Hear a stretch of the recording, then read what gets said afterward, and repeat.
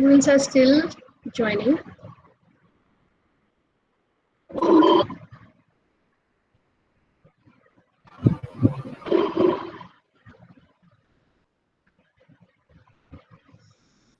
Okay, good morning everyone, and happy learning. Be safe as it is, since we are all working from home. So some level of security is already provided. The course is Management of International Business, and this is a core course. So every student who is part of MBA is doing the particular course. So if you recall, day for yesterday, I had shared the presentation because of some technical issues, and today I'm going to start again with the presentation. And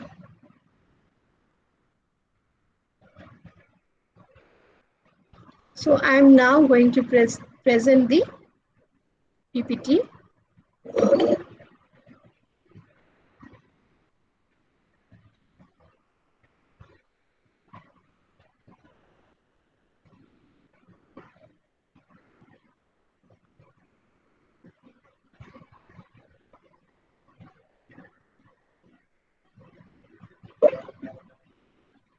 I hope it is visible to everyone.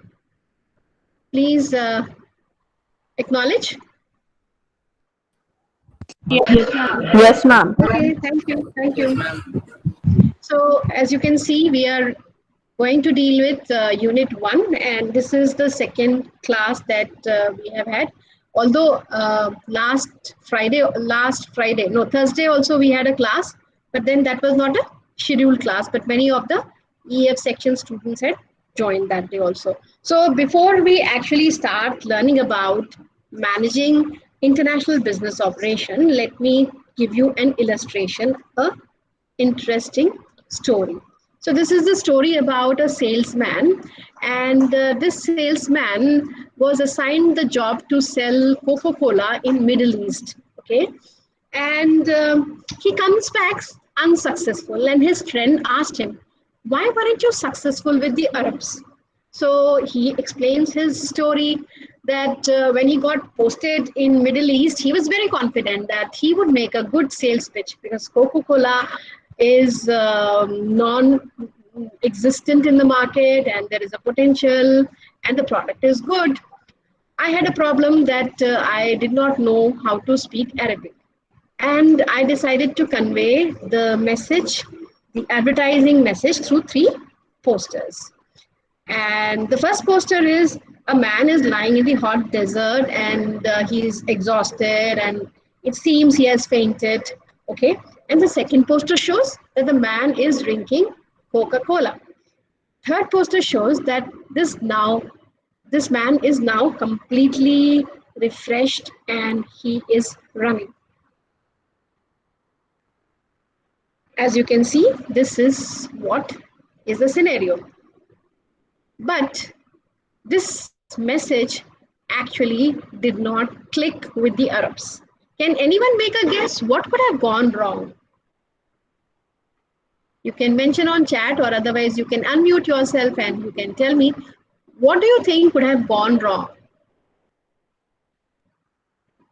Anyone?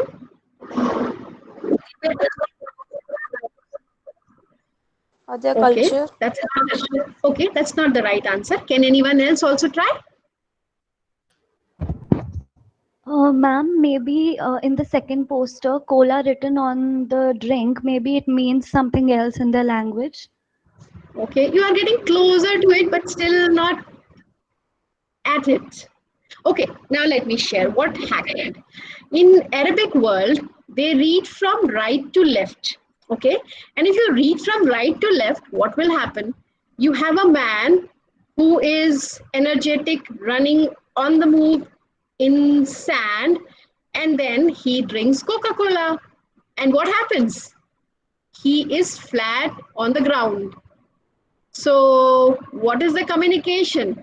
That this drink is not good. Not good because if you have this, then you get fatigued and you will be on the ground out of fatigue and exhaustion. So the idea of sharing this particular presentation, this particular illustration was that international business is a different ball game together, and there are different nuances and characteristics, and it is all about diversity. It is all about variations in language, in political system, in economic system, the sophistication level of the consumer. So you know um, this is a challenging activity, what we call as the managing international business.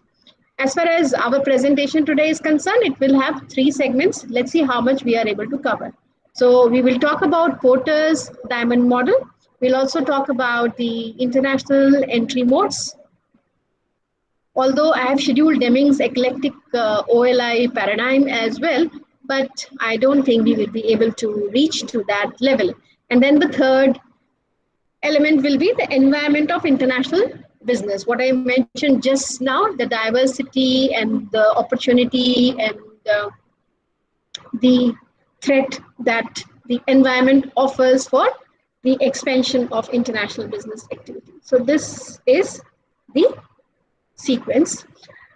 Now, if you look at the recent trends, if we ignore COVID for the time being, we will observe that there is a growing emerging market. As far as the developed nations are concerned, they have already reached a level of economic development.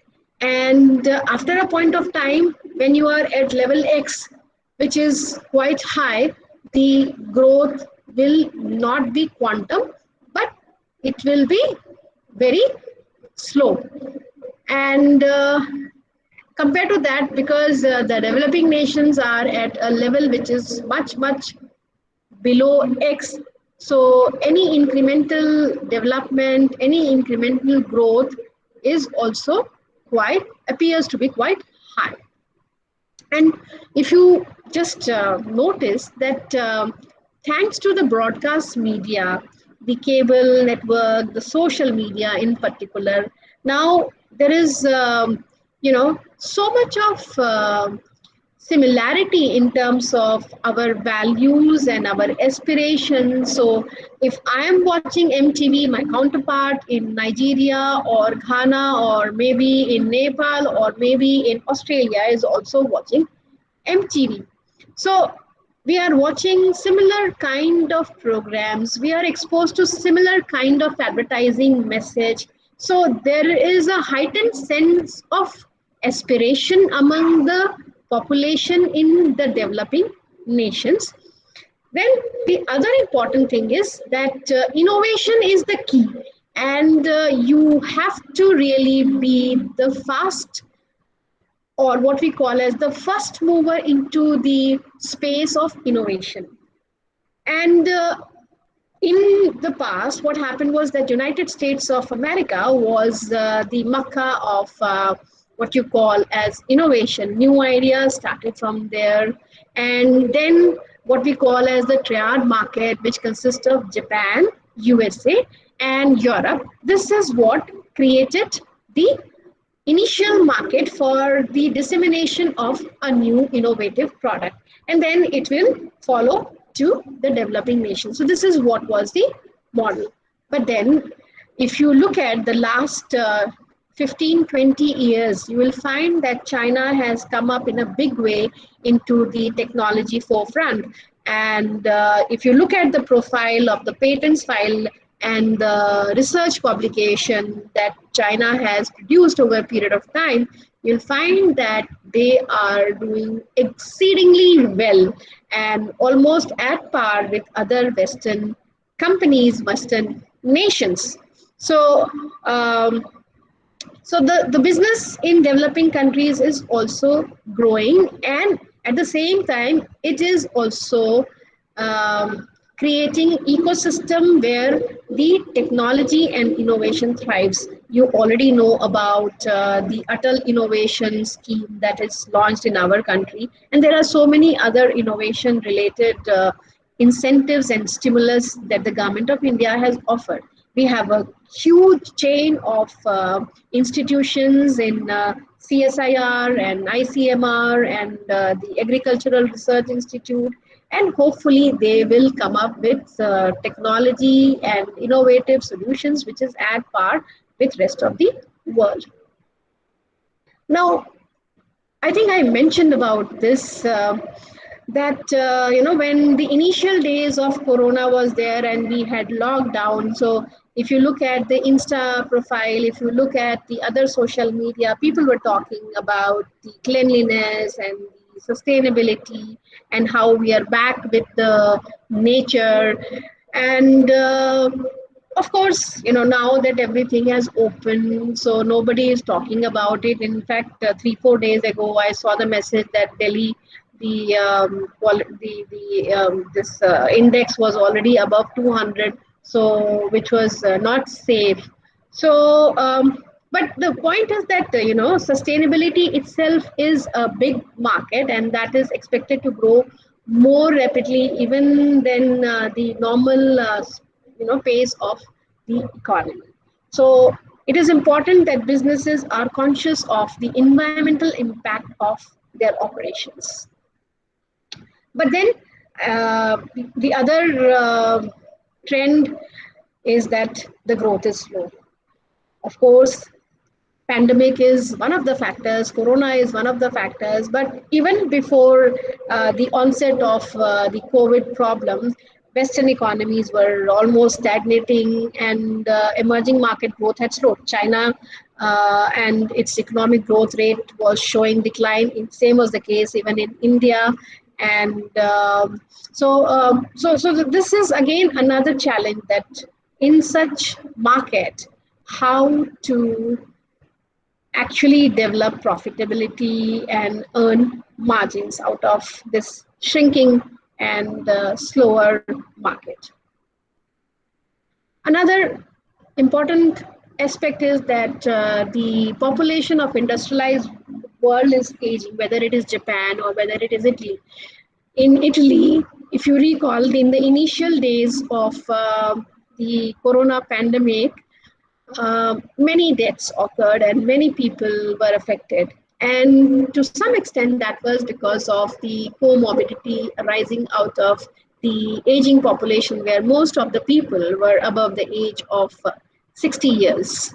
And compared to that, if you look at India, so more than 60% of our population is below the age of 25, isn't it?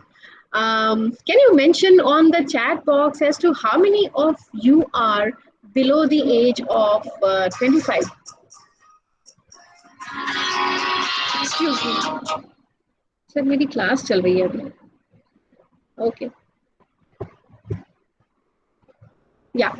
So we were talking about the demographic shift and how we have, young population with more than 60% of the population being below the 25 years bracket. So let me see as to how many of you are, please mention on the chat box as to how many of you are below the age of 25. Oh, it's really good, because in the other class I could find that there were many students who were above the age of 25. But then that is not a matter of concern.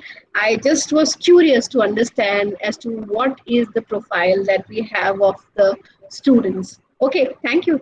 Yeah, so most of our students in the EF section I can see are below the age of 25. Okay, so I go back again to the presentation, and we move to the slide that I shared with the class on Thursday. So I will very quickly repeat. Good morning, sir. मेरी class चल रही है अभी.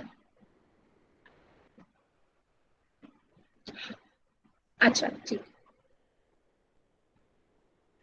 अच्छा. हाँ, कोई बात नहीं सर, वो तो मैंने इसलिए भेज दिया, वैसे कोई, हाँ, मुझे पता ही है कि सर. हाँ, ठीक है sir. Okay, okay. Okay sir. हाँ, कोई बात नहीं sir.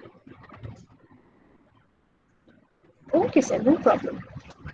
Okay sir. Yeah, so the class that we had on Thursday last week, I shared about the environment in which the international business is operating and the challenge of COVID era. Can you confirm whether we discussed about this issue in the previous class or not? And how many of you were there when we discussed this? Because with EF, this is the first formal interaction other than the Monday's class where I shared the presentation with you.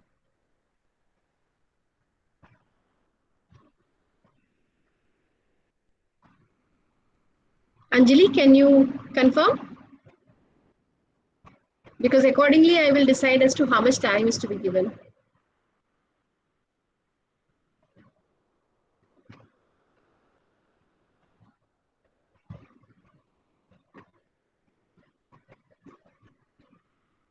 Can anyone confirm?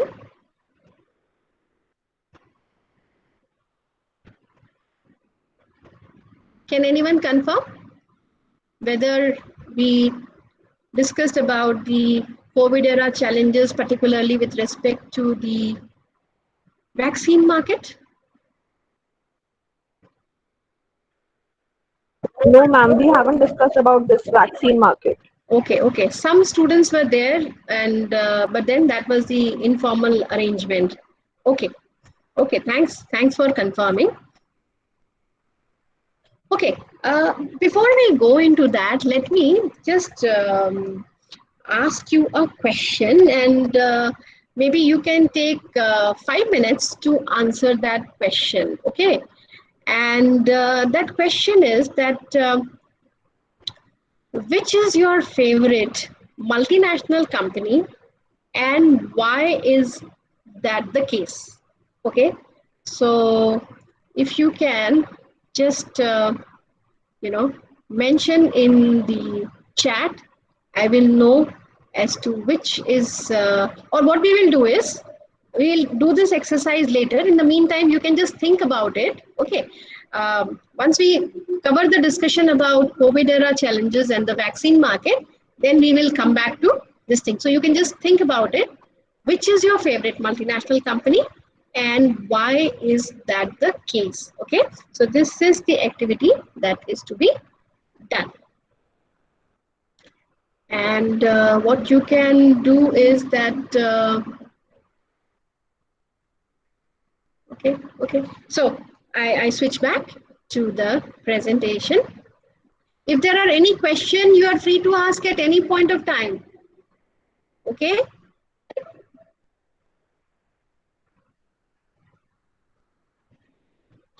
Yeah, so this is an extraordinary situation. I would have met you in the classroom otherwise. And actually, it is rather odd that I'm not able to see my students. And for a teacher, the eye contact with the student is the biggest motivator. And this motivator is somehow missing in this format. But to tell you very frankly, I am quite okay with the online format, and I believe that this is an equally engaging platform, and we should make most of the technology that is given to us. Okay, so if you look at the COVID era, you would have seen that there is a lot of talk about Atmanirbhar Bharat, the call given by our Prime Minister, and vocal for local. Now, let me make it very clear that when we talk about local, it does not mean that globalization is something that we have given up. Okay, globalization is here to stay as the dominant philosophy of business. What has changed, however, is the fact that we saw that there were supply chain disruptions, and most of the companies across the world found that the just-in-time inventory model, which became the benchmark, for manufacturing, completely failed. Why? Because the industrial activity came to a halt, because there was no inventory that was kept to support. There was no excess inventory to support the production when it started.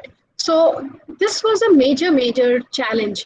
So whether it is a Japanese company which is supplying the transmission system for other automotive companies, or whether it is the Indian auto component manufacturers which were supplying to the German company and the US companies. So across the board, this realization came up that just-in-time inventory system does not work. And at the time of global isolation, if we had nurtured the local industry, then this problem could not have happened. Again, to re-emphasize that vocal for local is not against international business. All of us are using the mobile device. All of us are using the laptop. Now, can you actually do away with our Dell or HP, laptop, or can we do away with our Apple or Samsung or the uh, OnePlus or the other mobile devices? No, of course we cannot do it, and that is not the intent. Now, somebody, I don't know who the student was, one day I had put on my status about the fact that I recently got a OnePlus, okay? And some student mentioned that, madam, what about the vocal for local? And so my answer is that, this is a product that is made in India. So people in India are getting the job. The profit that will be generated will come back to India. And also remember that this is a product which they launched at a price which is much lesser than their international price. There is a price differential of about 5 to 10,000 depending on the version that you are taking. So if it makes economic sense, and economic sense in the sense that our local industry is involved, then there is nothing wrong in accepting a Chinese product. And not just Chinese, any international product. After all, you cannot reverse the trend all of a sudden. Okay, so globalization and local, they are not contradictory to each other, and they still reinforce each other as far as the economic activity in any nation is concerned. Another very interesting thing that has happened is that most of the IT sector companies and many of the tech sector companies have ensured that their workforce, their employees are working from home, just to ensure that they are not exposed to the coronavirus. But then what happened on account of this particular issue is that China, which was once upon a time favorite of the world, has suddenly become the villain. And so there is now a conflict between China and rest of the world. The irony is that initial phase of our COVID problem, most countries had to import the PPE kit from China because they were not manufacturing. And in India, now we have the domestic sector, which is doing quite well in terms of supply of PPE and mask and all the other safety gadgets, devices that we need. So, but then in spite of all of these, we are not safe as long as we do not have the vaccine being developed. So therefore, the vaccine market has become very important. And we'll talk about the vaccine market. But another thing is that there is now a focus on environment and sustainability, as I mentioned earlier. So this is something that we should be looking forward to. But what actually went wrong is the fact that some industries were hit hard as compared to others. All industries were affected, but some industries have been adversely affected to an extent that we do not know how they are going to actually sail out of that situation. So, international travel, airline business is affected. Cargo business is still there, but the domestic and international airline business is affected. Then hospitality sector and medical tourism. These are again another two sectors which are affected adversely. Now let us understand the vaccine market. So at this point of time, there are more than 135 vaccines which are being developed in, and they are in the different stages of trial. So let me just give you some idea. Typically, when a new formulation to deal with some virus or bacteria is formulated, first of all, it is tried on some animal. And when the results in terms of efficacy and safety are favorable, then it is tried on a larger number of animals.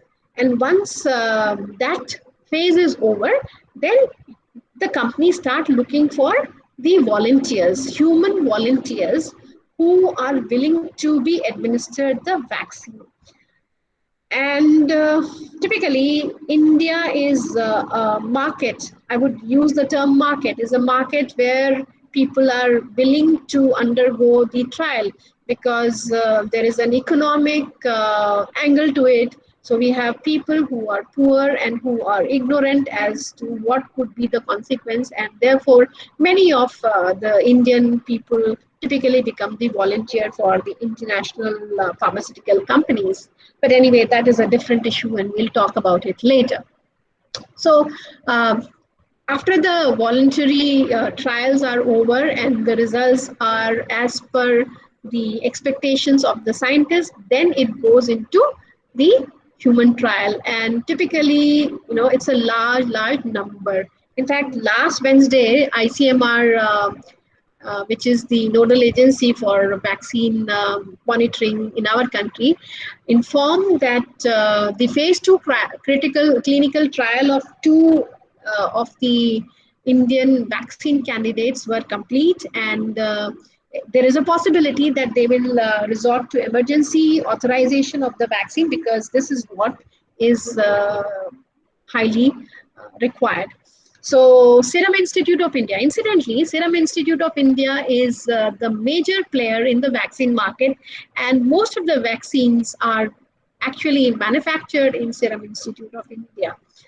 And so Serum Institute of India is set to start phase 2 trial of COVID-19 vaccine, which is developed in collaboration with University of Oxford. And as I mentioned, it may come sooner.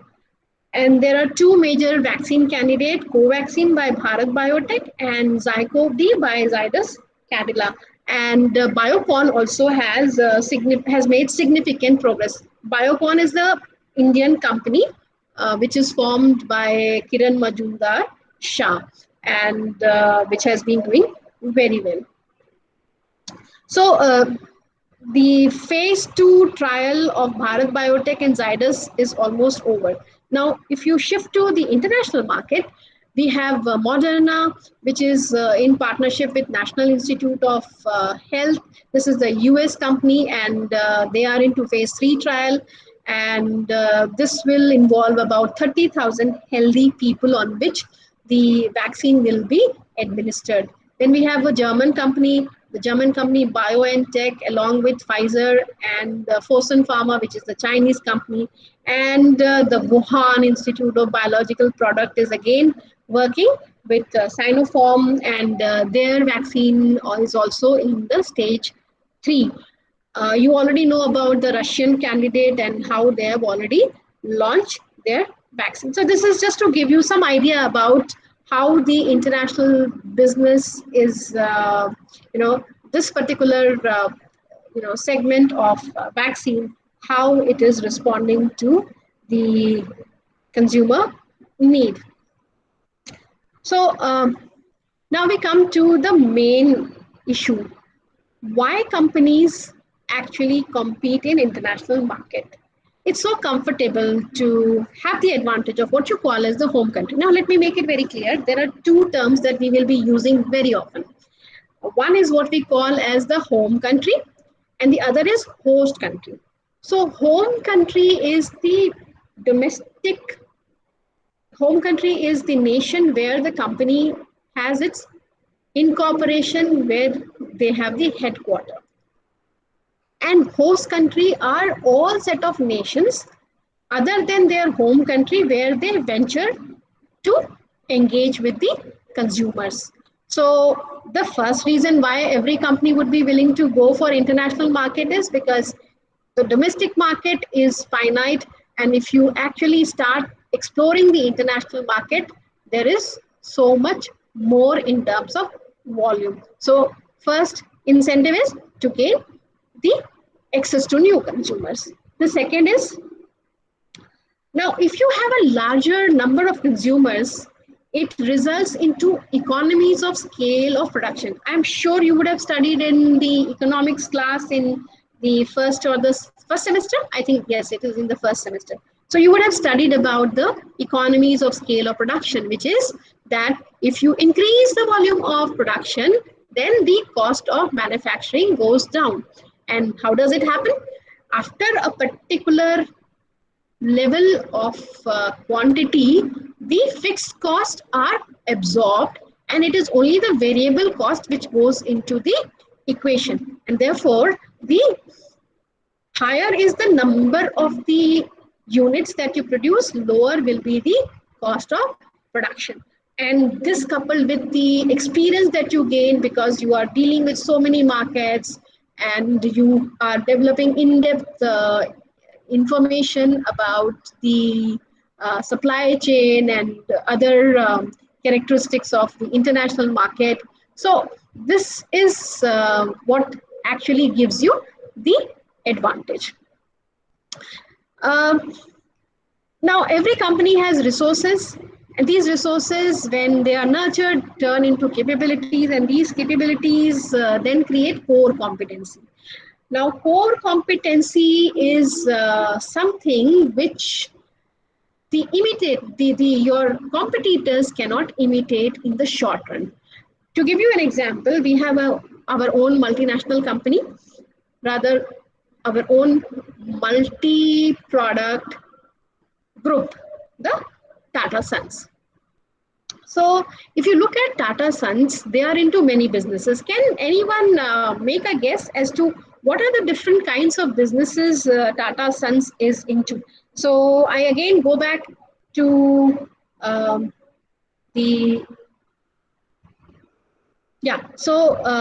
can you all mention, let me see on the chat box, please mention as to what do you think is the unique characteristic of Tata Sons, and what are the different businesses that they are into?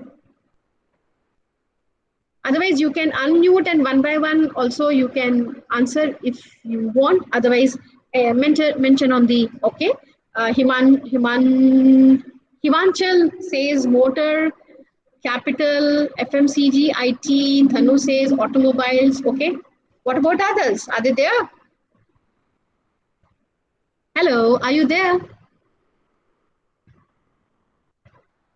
So please mention what are the different businesses that they are into. Steel, hotel, consultancy. Yes, good, good, good. IT, advisory. Okay. Aishwarya Rai's consultancy. Mayank says steel. Kajal says hotel. Okay, interesting.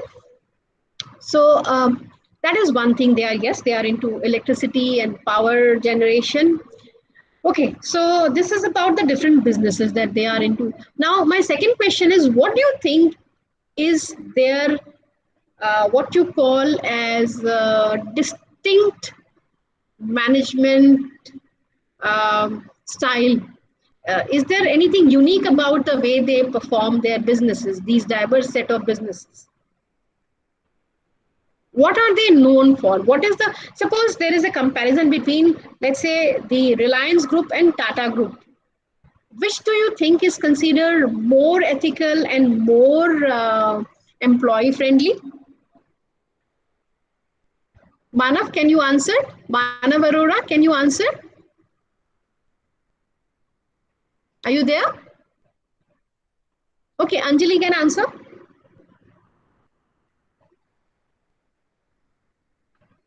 Anjali, can you answer this question?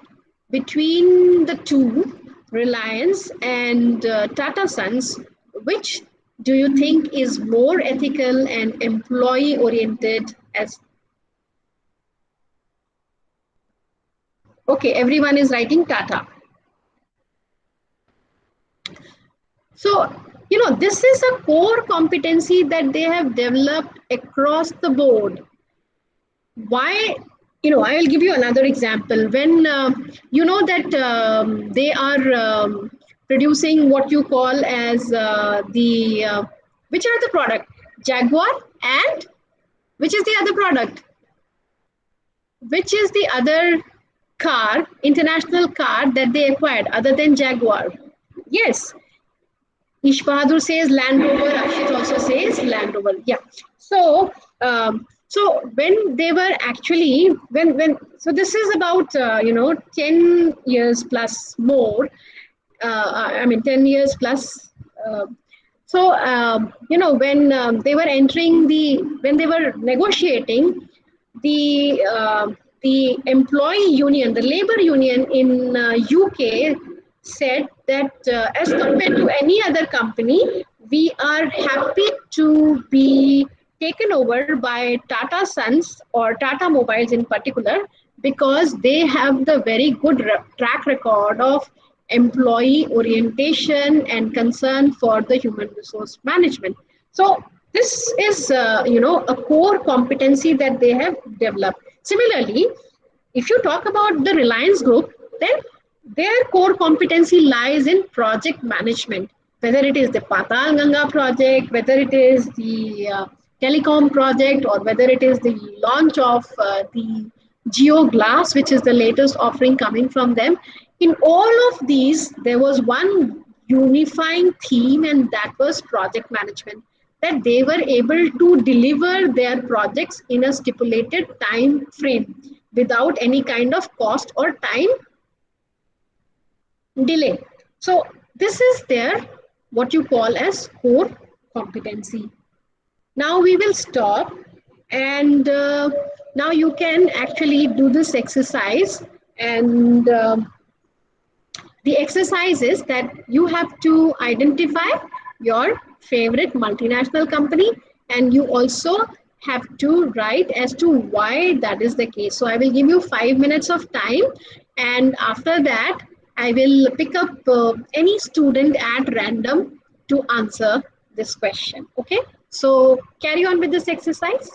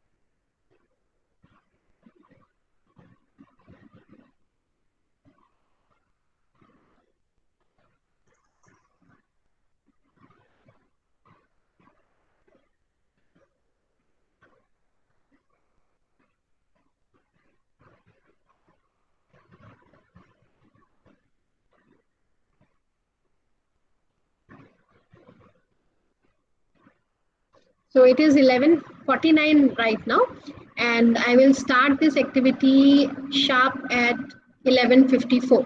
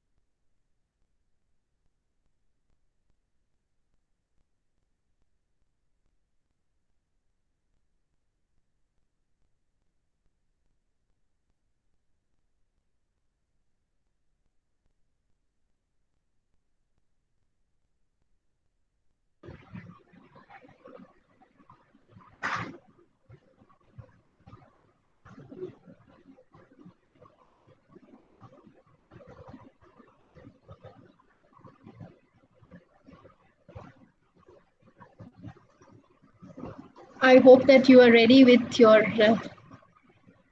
answer. Just one more minute and then we will start with the exercise.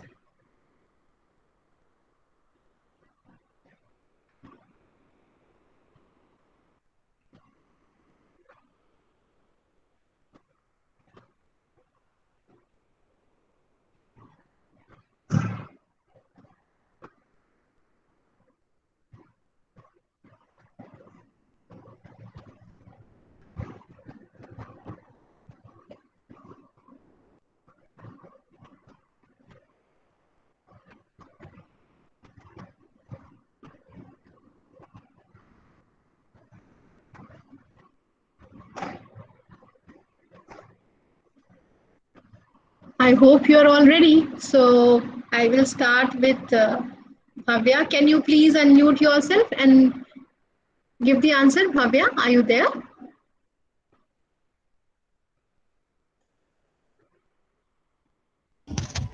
Yes, ma'am. Good Yeah, morning, please. ma'am. Very good morning. Welcome. Ma'am, my favorite multinational company is Google. I have read that it offers great facilities to its employees, and the office is also very innovative. One can work the way they want. There are also compact rooms. If one wants to sit alone and work, they can work there as well. And in respect to employee facilities, they have good employee facilities also. So, yeah, that is my answer. Yes, yes. They have a very beautiful campus, and this is something unique where you have a place where you can just go into isolation and meditate. You can bring your children along. You can even bring your pet along. So this was when they actually came up with their office. Uh, it was something that everybody admired. Yeah, very good. So now I move to Atul Chauhan. Are you there? And can you answer this question? Atul, are you there?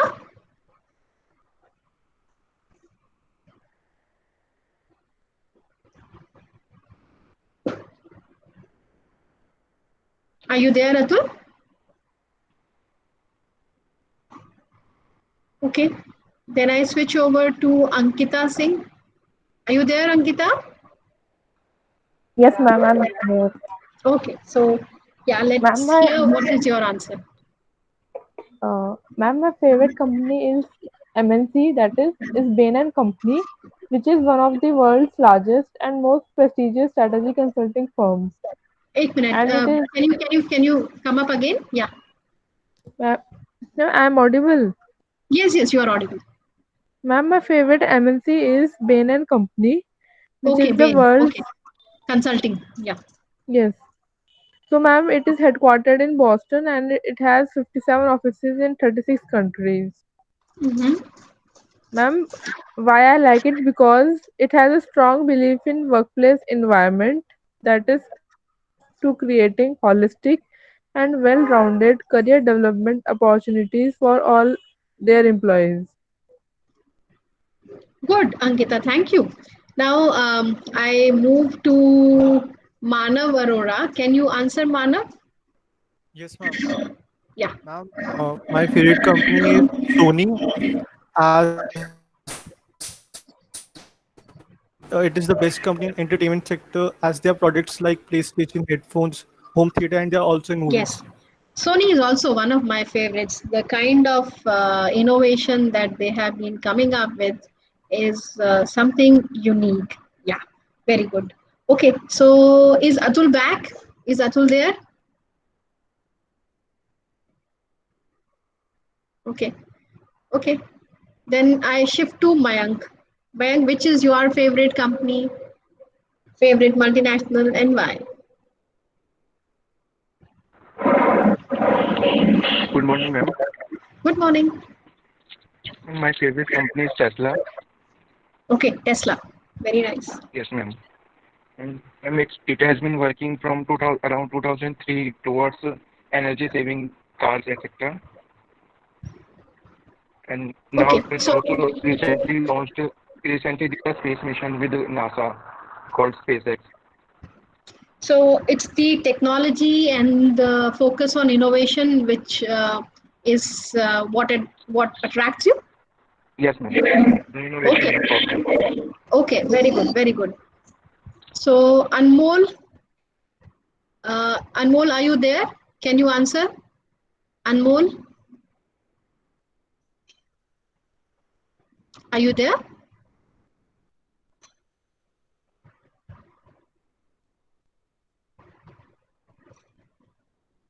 Okay. The next is Naman Garg.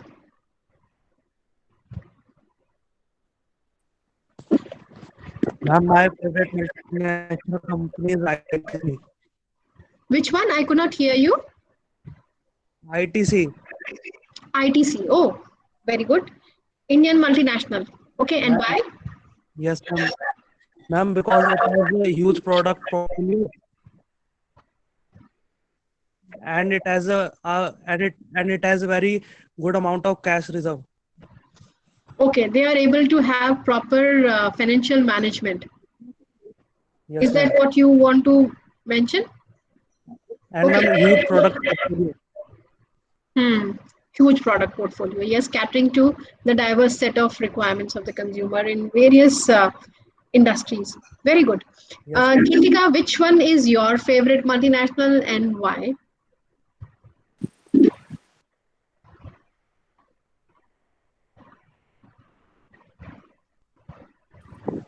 Hello. Good Hello. morning, ma'am. Very good morning.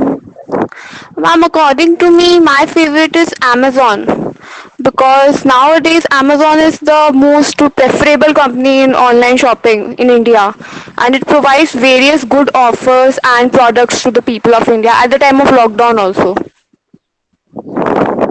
Okay. Good. Good. So, Thank you, so ma'am. we have seen, wide range of, industries and companies being mentioned. Okay. So now I will request Muskan to share what, according to her, is the best multinational and why. Hello. Hello. Ma'am, as Bhavya mentioned, I would again say Google.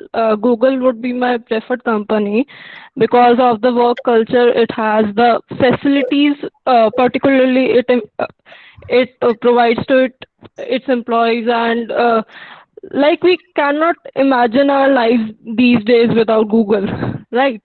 Yes. So. So true. So true. There will be no boon in working there. It can never go down. So Don't say it would that. be Don't say Google. that. Don't say that. Once upon a time, same was said about Yahoo. You remember? Yes, but I don't think Yahoo was able to manage it well. I don't know exactly, but yes, I would say Yahoo was not able to manage it well, and Google took it in a better way. So. Once upon a time, Kodak used to be the market leader in photography and camera business. Where is it now? Okay, so the industry is very dynamic, and the innovation, the spate of innovation is such that you never know when a breakthrough technology will come, which will completely eliminate the existing players. Like I mentioned in the beginning, US was the market leader in all the innovative product segment, whether it was consumer electronics or whether it was pharmaceuticals, whether it was manufacturing, everywhere. But US is not able to maintain the same level of competence in terms of manufacturing, marketing, and world dominance anymore. Okay, since two of you mentioned about Google, so can anyone answer as to who is the CEO of Google? I think I have already answered. So Sundar Pichai, ma'am. Sundar yes, Pichai. yes, yes, yes. And where did he have his education? Can anyone guess? Which It's institute? IIT Madras. No, that's not right. IIT is right, but Madras is not right. Can anyone else try? IIT Kharagpur. Yes, that's right. So this is Aryan Jain. Yes, ma'am. Okay, good, good. Very good. Okay, so now let me share with you the reason why I am into all of these activities is because you see, 2 hours, even in the traditional classroom, is too much, isn't it? When we are interacting in the classroom, even then, the attention span is hardly there for, there's a Harvard study which says that the attention span of a student is only 10 minutes. And I actually believe that is the case. So I think we need to continuously innovate and ensure that we are meaningfully using this 2 hours of time that we have. And I'm sure with these classes there cannot be any excuse that traffic was, that it was raining so students did not come up, or because there is some other factor therefore they could not, there was a transport problem. So no excuses are there, and you have to be there because you have to operate from home. So I'm sure we will have much larger number of classes than what we used to have in the traditional system. Sometimes the internet connectivity could be an issue, as was the case in the previous class, but then now I think I will be able to manage that also, because I think I can use the monitor along with my mobile for audio communication. So I think now we will not have that problem. Okay, so if you all permit, can we move over to our presentation? Ma'am, may I speak? Yes, Ma'am, please. my mic was not working. Okay, okay. Can you introduce yourself? Ma'am, myself Atul Chauhan. Okay, okay. Yeah, Atul, welcome. Ma'am, my favorite company is Discovery because they have a 430 million homes. Like they reach 430 million homes in 170 country. So they have the diverse. They have a diverse culture, and they provided healthcare facilities and many more facilities to their employee. And like they have 29 network brands in 33 languages. Very good. Yeah, so we have seen that there are so many multinationals in different areas, and one common thread across all these multinational is that they are good as far as their human resource management is concerned, and at the same time they are all coming up with new ideas and innovative product solutions. So this is one inference that we have. Is there any question that you would like to ask? Anyone?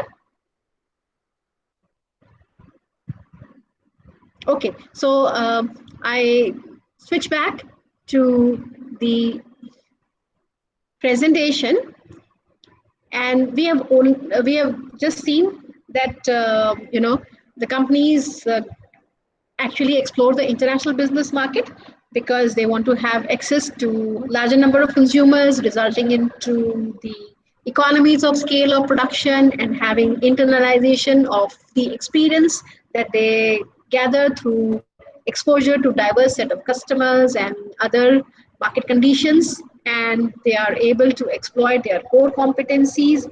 And the last point is that this helps them to spread their business risk across a wider market base. For example, if there is an issue with respect to recession, let's say in India, there is every possibility that in Ivory Coast in Africa, the market is still growing.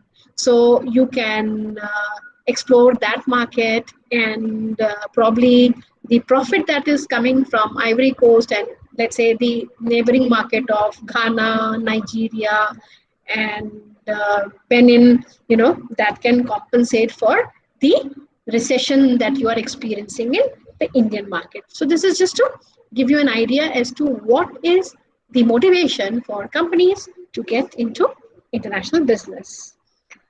Now there is another question that I have, and that again, let's go back to the chat box And this time I want you to mention, Aishwarya Mittal has also mentioned in the chat box about TCS, okay, and why TCS is the preferred company.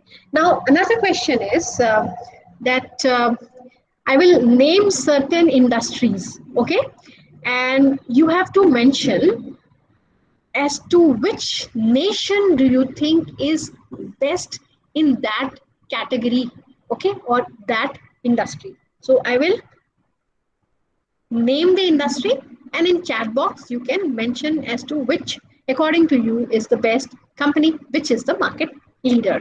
Okay, so let me start with watches.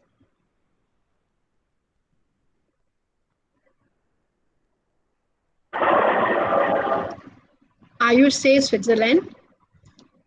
Ifra is talking about Titan, Swiss watches. Okay, anybody else? Okay, now mobile device.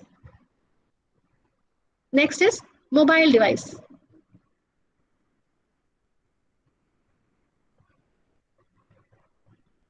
China and USA. Okay. Next product is automobile.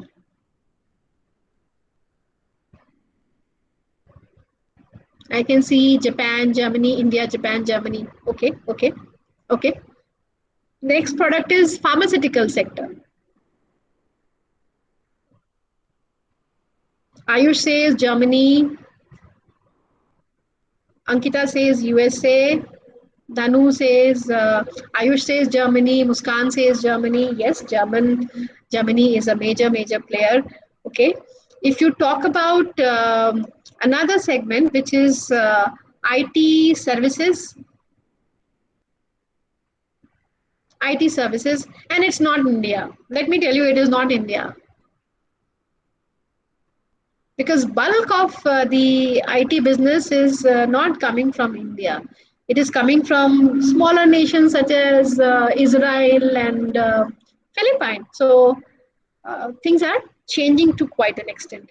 Okay, so we can stop at this point, and there is a reason why I asked you to answer this question. You have noticed that different product categories are associated with certain nations, and we can say that certain nations have a competitive advantage in producing that particular product vis-a-vis other nations. Okay, so the question that we can ask is, why do some social groups, economic institutions, and nations advance and prosper? And similarly, why some industries in some nations are able to have sustainable competitive advantage, leading to competitiveness in that sector? And this is the question that was answered by Michael Porter, and he wrote a book called Competitive Advantage of Nation. And he said that he actually studied 10 nations, and these 10 nations were all developed nations, which include United States, Germany, Japan, Denmark, Singapore, Sweden, except for Korea, which was still developing at that point of time. This is an old study. And the reason why he studied these nations was that each of these nations had shown remarkable performance in some or the other sector. For example, as you mentioned, Germany in the case of automobile, United States of America in the case of consumer electronics. We are talking about 40 years, 50 years ago, and Switzerland for watches, and so on. And he gave a theory based on his study of these nations that the primary role of a nation is to provide home base to a firm. I mentioned earlier, we have home country, and home country is the place where you have your headquarter, from where you begin. So typically when you are operating in your home nation, you understand the market rather well, and this is the place where the competitive advantages are created, nurtured, and sustained. This is the place where most productive jobs are being offered by this particular company. This is the place where core technologies are developed, and this is the place where the workers will exhibit advanced skill. So this is the basic tenet of his theory. And he said that when you actually study the home nation, you identify that there are four keys to a nation's competitive advantage, and these are reflected in what we call as number one, factor endowment or the factor conditions. Number two is demand condition. Number three is related and supporting industry. Number four is firm strategy, structure, and rivalry. And this framework is popularly known as Michael Porter's diamond framework. And if you go to the next slide, you will see why it is called diamond. Because if you look at the structure, it resembles the structure of a diamond. So he mentioned about these four factors of factor endowment, demand condition, firm strategy, structure and rivalry, related and supporting industry. But there are two other factors. One is government and the other is chance. The government is responsible for creating the right kind of ecosystem where the industry will thrive in terms of the policy framework, in terms of its incentives that it provides to the companies in various industry. And then chance factor. Chance is a sudden new development, and here we find that coronavirus and the COVID pandemic is a chance factor, which has made so many differences. And in India, we have come up with a very competitive PPE and mask development industry. So this is another interesting development. So let us come to the first factor. I go back again to the previous slide. So as you can see, the first is the factor endowment, and now we are getting into details of factor endowment. At any point of time, you can ask me to stop. Yeah. Ma'am, we can't see the slides. Slide is not visible. Okay, slide is not visible. Okay, let me just check. I will. Okay, because what happened is that I stopped sharing the slides, isn't it? And yes, I will start again. Thanks for informing. Should I go back and I'll just go back? Now it is visible. Okay, so you can see the Porter's diamond framework? Yes, ma'am. Yes, ma'am. Okay, so we are going to discuss about this particular theory or framework as we call it. Okay, so first is the factor endowment. Okay, so we have the basic factor. Just 1 minute more. Okay.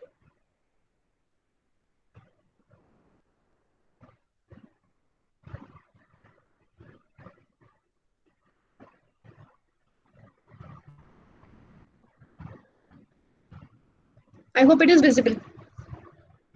So you have the basic factors and then you have advanced factors. What are the basic factors? I believe you would recall that in economics, you studied about the factors of production, land, labor, and capital, isn't it?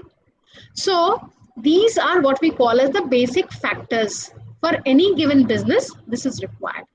Of course, you require the natural resources, the flora, fauna, and the forest and the climate that you are given and the location and the demographics in terms of the kind of people that you have, their human development indices. So these are what you call as the basic factors. But then basic factors can only provide the advantage in the initial stage of the product life cycle.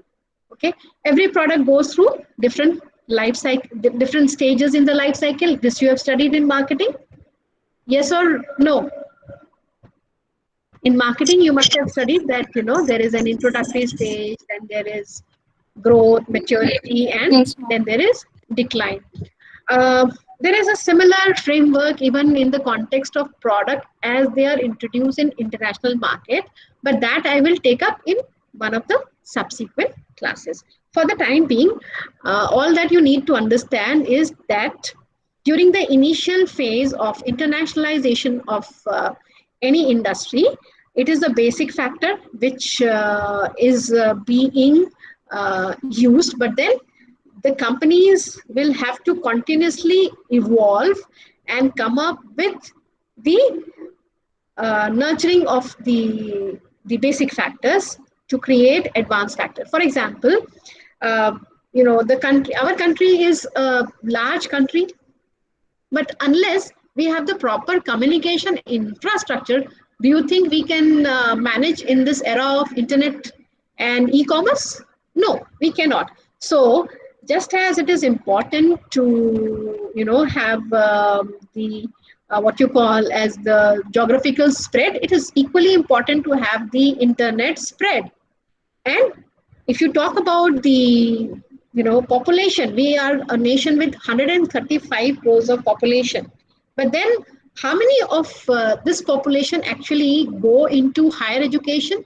I mean, higher education, I would start from graduation. So our what you call as graduate enrollment ratio is not even 20%. Okay.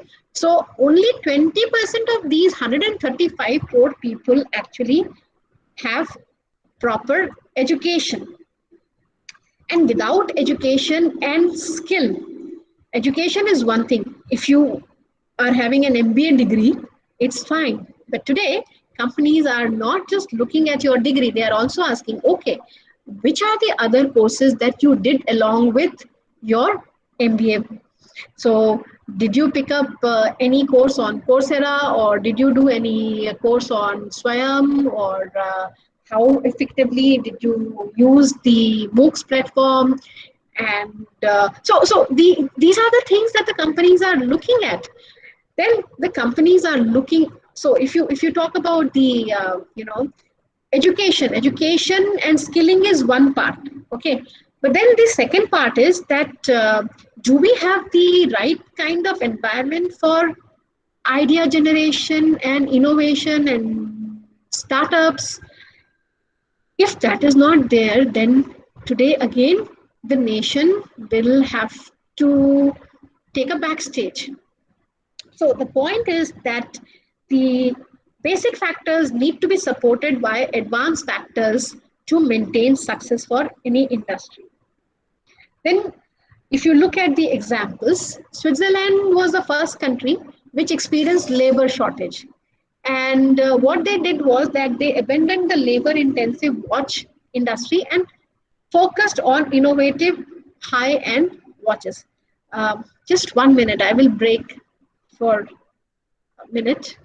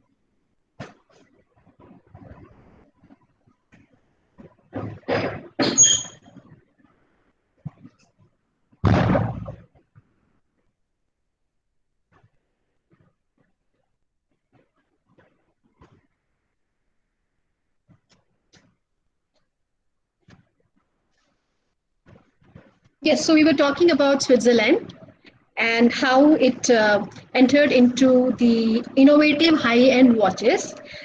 Japan again has a typical problem. The land, it's a small nation and population density is very high, and the land it's the real estate in Japan is most expensive in the world, and factory space again is at a premium.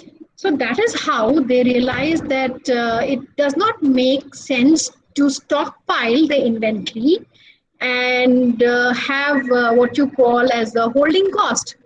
So the price of the warehouse management is high enough to come up with an alternate solution, and that is how they came up with just-in-time inventory technique. That means the material will enter the process only when it is required for further processing, and the inventory shall not be maintained. They call it muda, M-U-D-A. Muda is waste. Okay, so the inventory that is lying in the warehouse is a waste. Any material which is not required for the process is, and if it is lying in the layout of the factory, it is a waste. So they came up with just-in-time inventory technique, and this is now the global standard. Of course, I mentioned earlier that we had the problem during the COVID time, and just-in-time inventory led to a scenario where many of the essential production processes came to a halt.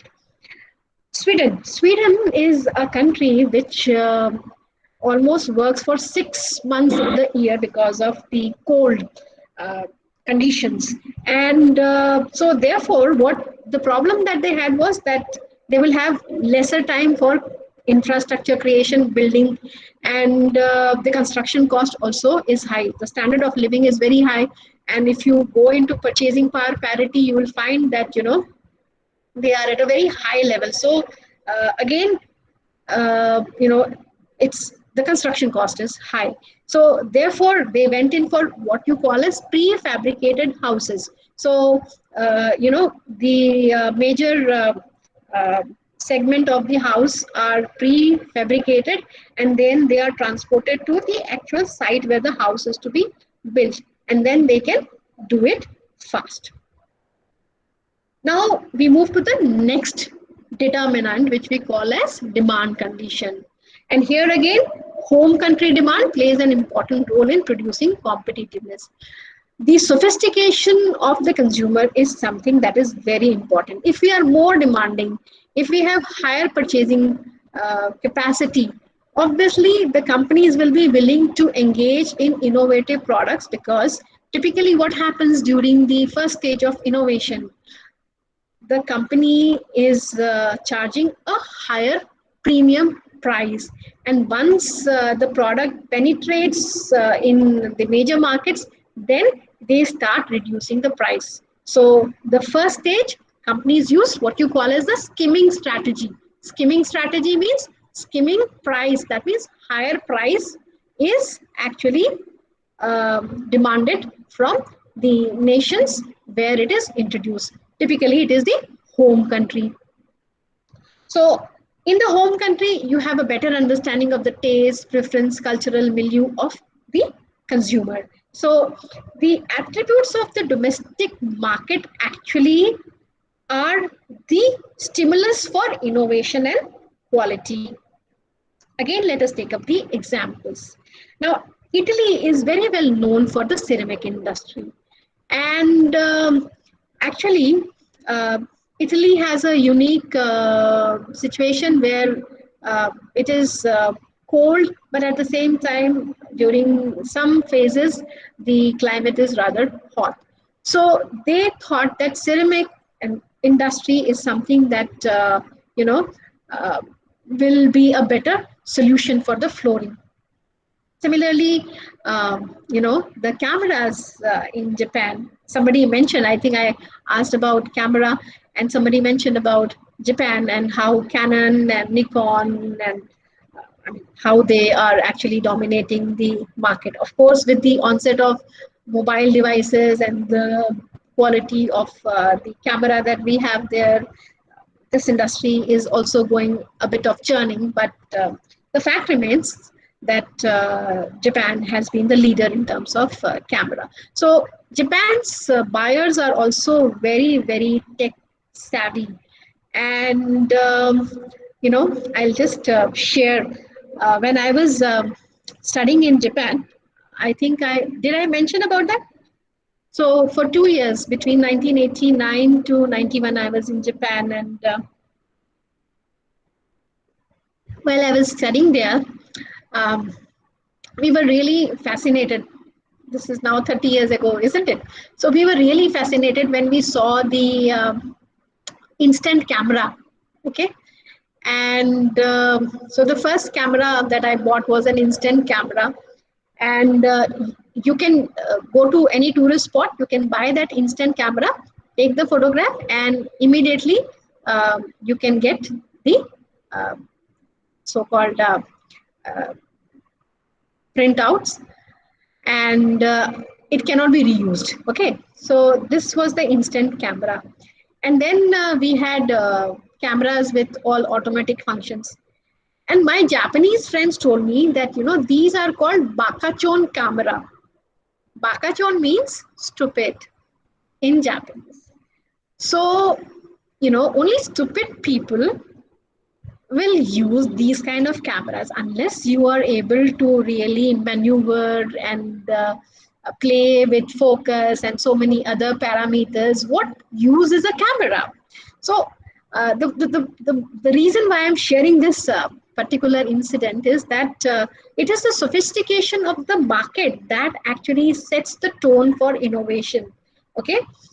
Then the next example that he gave was about the French wine industry. Again, they are the sophisticated wine consumers. They actually understand, and they have, they understand as to what is the kind of taste palette required, and therefore they keep innovating, and the consumers force the wineries to produce higher and higher quality of wine. Third determinant in the Michael Porter's framework is related and supporting industries. So if you talk about the ceramic industry, you will find that in Italy, there was an equally good enamel production unit, because you need to, polish and glazing, all that is what gives the final look for the ceramic tile. So enamel production and glaze production, all of this was favorable in Italy.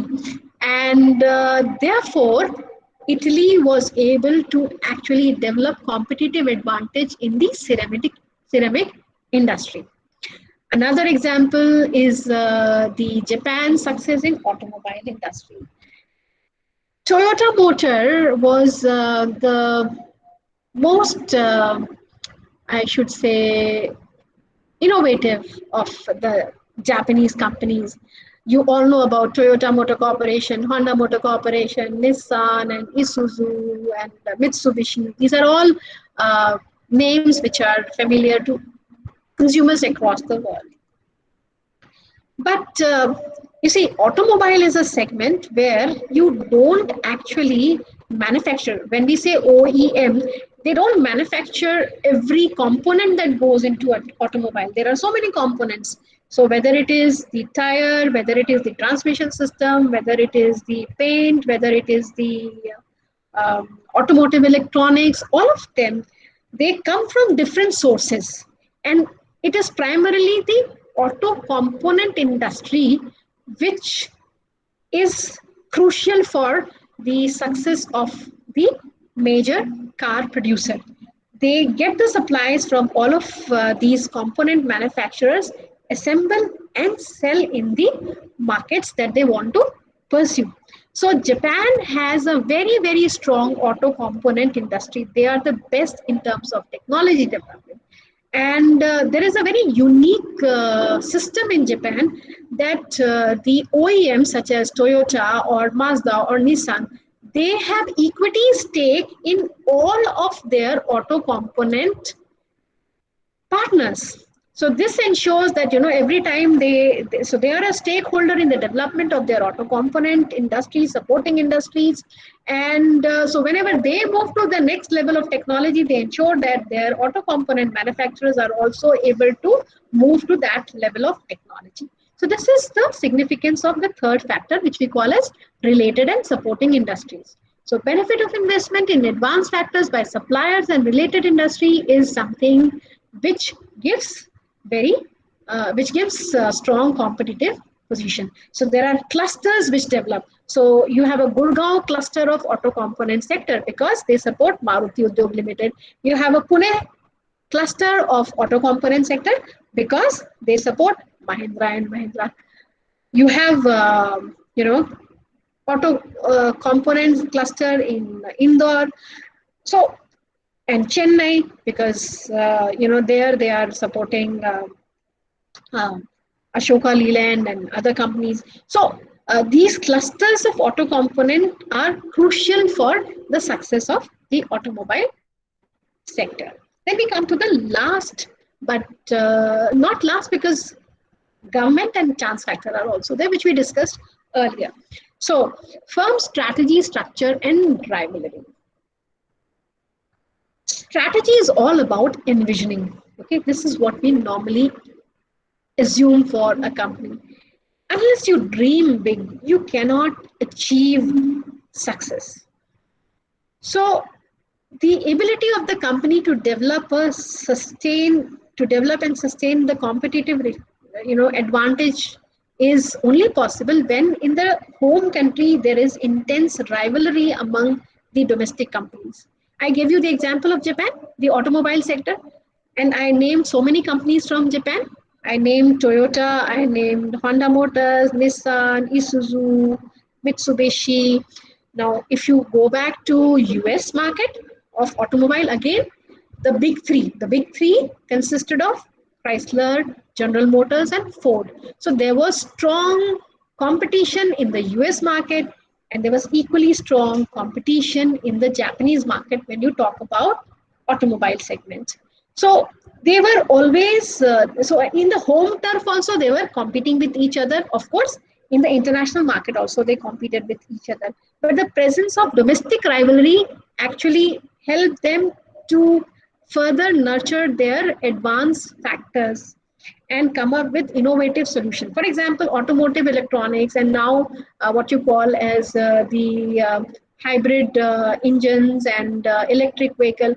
All of that is at a very advanced stage in Japan and Germany because there is a lot of competition among the players in the nation, in the home country. So again, coming back to the traditional sector of ceramic tile, the industry rivalry was very intense, and that is how the Italian companies were coming up with better and better product and process technologies. And I mentioned about the just-in-time inventory system of Japan and how it was a response to the high-priced land. So this was just to give you an idea about what makes an industry successful in a given nation. And the answer lies in what you call as the strategy that the companies follow. So we were talking about macro, we were talking about nation, we were talking about the industry. So that was at the macro level. Now we come to the micro level, which is the unit, that is the company. So how a company envisions and comes up with the strategy formulation and implementation is what is going to be our focus next. I stopped at this point, and I think we have done enough for today, and this is again a new thing that we will take up. So we will start in the next class. So I will stop sharing the presentation, and so I think there is another very important thing that we have to do. Can anyone make a guess? What is that important thing? Attendance. Yes, yes. So who said that? Anjali? Kanika. Kanika. Yes, yes, Kanika. So No, ma'am, I'm not worried about the attendance. Okay, okay. Why not? Ma'am, Ma'am, one thing I want to ask. Ma'am, the Yeah, link Kansha. you have shared for the classroom. There is an assignment which is pending. Its due date is 28. Yes, yes. Today is 26. We discussed about the diamond framework, Yes, ma'am. and the assignment is related to that. Okay, ma'am. Okay. Okay. So this is how it is going to be. With every class, there will be a follow-up assignment, and there will be a last date because this is coming through Google Form. So after the due date and the due time, I will stop accepting it. So you have to, learn the new ways of technology and how. Let us see how best we can use technology. So in the classroom, every assignment will be there. So at any point of time, I can see as to how many students completed an assignment. So this is something which will actually help us in what you call as, continuous evaluation and learning. That is what I thought. But if you have an alternative, in fact, this is another assignment that I want you to do. Give me some ideas as to how we should have these online classes. What could be the alternative? How would you like it to be? What are your suggestions? I'm actually looking forward to it because whatever we are doing is for the benefit of our students. And if, you know, so they know it better, although many of my colleagues don't like when we say that this business of education, but education is also a business and you are our consumers to some extent. So unless consumer is satisfied, it is not really fruitful to have the business. So I will stop recording at this point of time, and we'll now move to